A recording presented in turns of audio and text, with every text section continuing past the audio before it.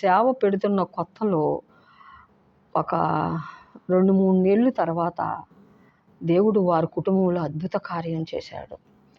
ఏం చేశాడంటే పోయినటువంటి ఉద్యోగం దేవుడు ఆ వ్యక్తికి ఇచ్చాడు.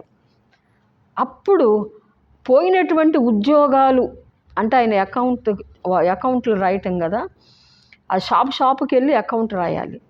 దేవుని స్తోత్రం. మంచి మంచి కంపెనీల్లో ఆయన అకౌంట్స్ అన్నీ కూడా, ఆ ఉద్యోగం పోయిందండి.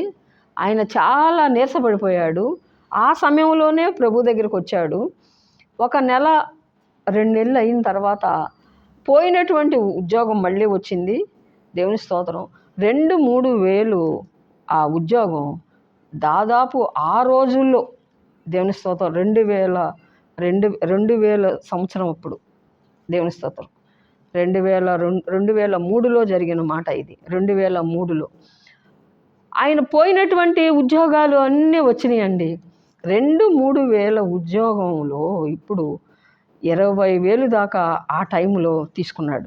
ఆ టైంలో ఆ రోజు 2005 సంవత్సరంలో, 2005లో 2,000, 3,000తో ఉన్నటువంటి ఆ ఉద్యోగం ఆ రోజుల్లోనే 20,000 దాకా